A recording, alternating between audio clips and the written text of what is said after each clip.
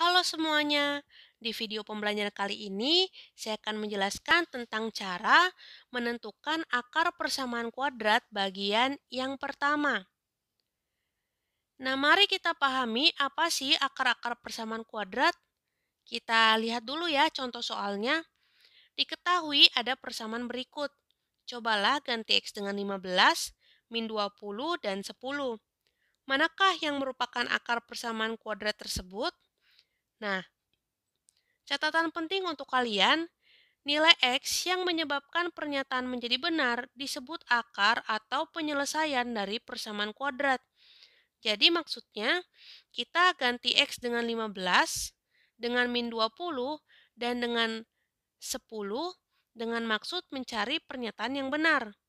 Nah, kalau persamaannya saya ganti dengan 15, maka lalu kita hitung bersama, maka hasilnya adalah 0. Nah, sehingga pernyataannya menjadi benar. Nah, bagaimana jika X saya ganti dengan min 20? Kita ganti X-nya, lalu kita kuadratkan, kita kurangi, dan hasilnya adalah 0. Sehingga pernyataannya menjadi benar. Nah, sekarang X-nya kita ganti dengan 10. Kita masukkan, kita jumlahkan dan kita kurangi, sehingga hasilnya min 150 dan bukan 0. Sehingga pernyataannya adalah salah. Nah, kalau kita kembali kepada catatan penting tadi, maka kita bisa menyimpulkan bahwa 15 dan min 20 merupakan penyelesaian atau akar-akar dari persamaan kuadrat X kuadrat plus 5X min 300 sama dengan 0. Nah, pertanyaannya, dari mana angka 15 dan min 20? Untuk itu, kita belajar tentang cara menentukan akar persamaan kuadrat. Yang pertama dan yang akan dibahas di video ini adalah cara memfaktorkan, lalu yang kedua melengkapkan bentuk kuadrat sempurna, dan yang ketiga adalah menggunakan rumus yang akan saya bahas di video selanjutnya. Oke, cara yang pertama adalah memfaktorkan jika bentuk persamaan kuadratnya ax kuadrat plus c sama dengan 0. Nah, caranya seperti ini. Di sini saya lihat ada persamaan kuadrat X kuadrat min 9 sama dengan 0. Maka saya ubah supaya dua-duanya menjadi bentuk pangkat kuadrat. Kalau sudah, pastikan operasinya berbentuk pengurangan. Dan kalau sudah, kita ubah menjadi penjumlahan dan pengurangan. Lalu kita beri tanda kurung. Nah, karena di sini ada dua bagian yang diberi tanda kurung, inilah yang disebut faktor. Jadi ada dua faktor di dalam persamaan ini sehingga caranya disebut memfaktorkan. Nah, kalau sudah, selalu kita asumsikan bahwa 0 kali 0 sama dengan 0. Jadi X plus 3 sama dengan 0, lalu X min 3 juga sama dengan 0. Nah, kalau sudah, kita cari nilai X. Dari pernyataan yang sebelah kiri, X plus 3 sama dengan 0, sehingga X-nya adalah min 3. Nah, lalu persamaan yang di sebelah kanan, X min 3 sama dengan 0, sehingga X-nya adalah 3. Nah, dari sini kita bisa tarik kesimpulan bahwa himpunan penyelesaiannya adalah min 3 dan 3. Atau akar-akar dari persamaan ini adalah min 3 dan 3. Diurutkan dari bilangan yang paling kecil ke bilangan yang paling besar. Oke, selanjutnya kita masuk ke contoh yang kedua. Nah, kita tulis soalnya, lalu kita kuadratkan keduanya, dan kita pastikan itu adalah operasi pengurangan, lalu kita jumlah dan kita kurang seperti ini. Kalau sudah, selalu asumsikan 0 kali 0 sama dengan 0. Jadi 2x plus 5 sama dengan 0, 2x min 5 sama dengan 0. Nah, kalau sudah, kita cari nilai x, mulai dari yang sebelah kiri. 5 pindah ke kanan menjadi min 5, 2 pindah ke kanan menjadi pembagian, sehingga x-nya adalah min 5 per 2. Nah, sekarang kita ke yang sebelah kanan ya. 2x min 5 sama dengan 0. Min 5-nya pindah ke kanan, jadi positif. Lalu 2-nya pindah ke kanan, jadi pembagian. Sehingga hasilnya adalah 5 per 2. Nah, jadi himpunan penyelesaian atau akar-akar persamaan tersebut adalah min 5 per 2 dan 5 per 2. Nah, sekarang kita masuk ke cara memfaktorkan jika bentuknya ax kuadrat plus bx sama dengan 0. Nah, kalau kita lihat di sini soalnya, kita fokus cari faktor. Maksudnya gini, 3x kuadrat dan 7x itu ada penulisan yang berulang, yaitu x. Sehingga x adalah faktor. Lalu kita buat supaya pernyataan tersebut menjadi nilainya sama. Maksud saya, x kita kalikan berapa supaya jadi 3x kuadrat. Nah, jadi x kita kalikan 3x, jadi 3x kuadrat, lalu x kita kalikan min 7 supaya hasilnya min 7x. Nah, kalau sudah, x dan 3x min 7 adalah faktor-faktor yang kita harus asumsikan 0 kali 0 sama dengan 0. Nah, jadi x-nya sudah 0, lalu 3x min 7-nya juga kita nolkan. Nah, kalau sudah, kita tinggal cari x yang di sebelah kanan. Min 7 pindah ke kanan, jadi 7. Lalu 3 pindah ke kanan, jadi pembagian. Jadi kesimpulannya, himpunan penyelesaiannya adalah 0 dan 7 per 3. Nah, oke, kita masuk ya ke contoh yang kedua. Untuk 4x kuadrat min 6x sama dengan 0, kita boleh menyederhanakannya terlebih dahulu. Maksudnya, 4 dan 6 kita bisa bagi 2 terlebih dahulu menjadi seperti ini. Nah, kalau sudah kita cari faktornya. Karena di sini x tertulis berulang, maka x kita jadikan faktor. Lalu kita akali gimana caranya? X dikali 2x menjadi 2x kuadrat, lalu x dikali min 3 menjadi min 3x.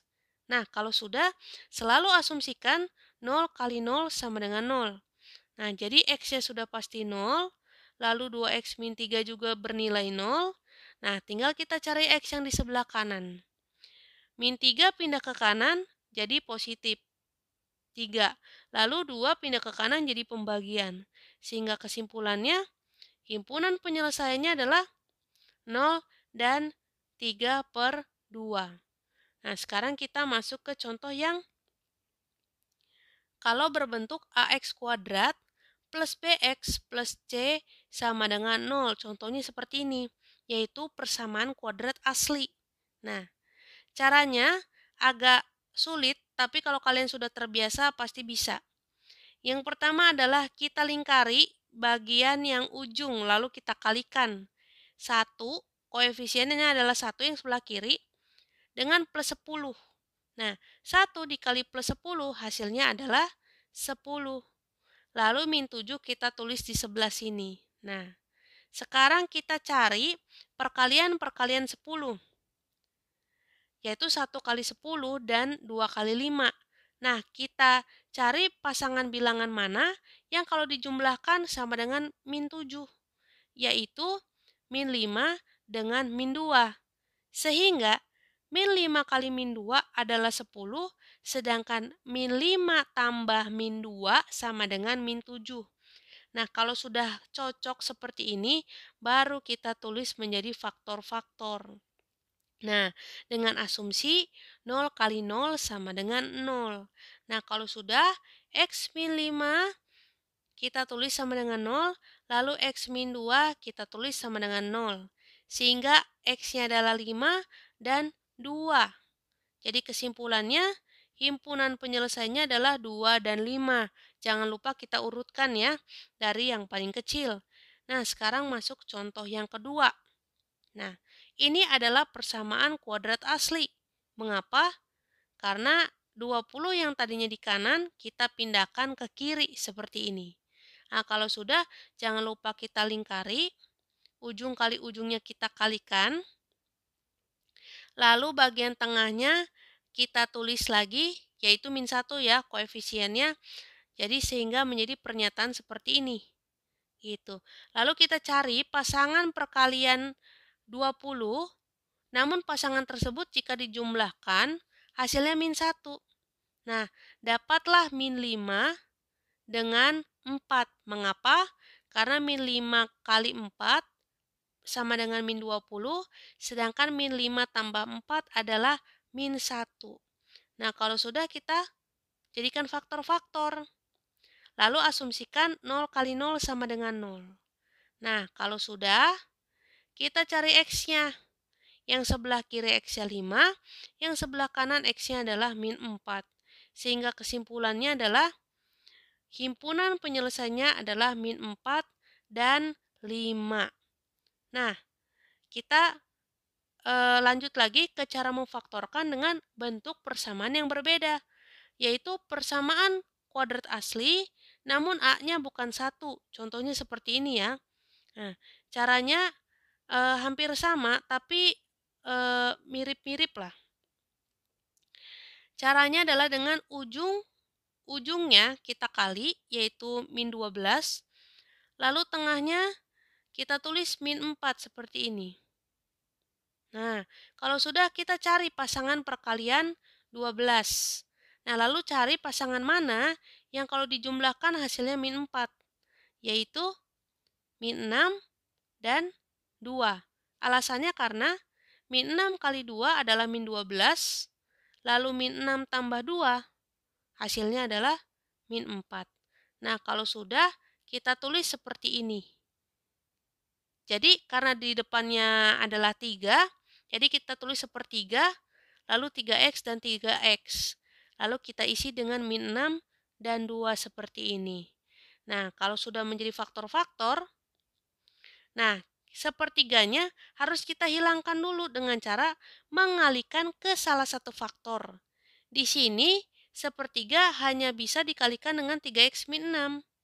Sehingga menjadi X min 2 kali 3X plus 2. Nah, kalau sudah menjadi dua faktor dan sepertiganya sudah hilang, baru deh boleh kita asumsikan 0 kali 0 sama dengan 0. Nah, jadi di sini kita tulis, nah, kita cari X-nya, yang sebelah kiri adalah 2, lalu yang sebelah kanan kira-kira gimana cara mencarinya? Ya, 2 pindah ke kanan jadi min 2, lalu 3 pindah ke kanan menjadi pembagian. Sehingga kesimpulannya, himpunan penyelesaiannya adalah min 2/3 dan 2. Nah, sekarang kita lanjut nih ke contoh yang kedua ya. Kalau kita lihat kan biasanya yang variabel kuadrat itu ditulis di awal. Nah, ini dia ditulis di akhir. Nah, bagaimana cara mengerjakannya? Caranya cukup mudah. Yang pertama, kita urutkan dari pangkat tertinggi. Jadi, kita susun. Jadi, kita tulis X kuadrat dulu, baru X, baru konstanta. Nah, kalau sudah, di sini kan min 5 ya, koefisiennya. Kita bagi semuanya dengan min 1. Gunanya, boleh juga kita kalikan dengan min 1, gunanya supaya yang di depan adalah positif. Nah, kalau sudah, kita kalikan ujungnya, lalu kita tulis plus 23 di sini, lalu kita cari deh pasangan perkaliannya, sehingga kita dapat 25 dan 2. Nah, kalau sudah kita cocokin, 25 kali min 2 adalah min 50.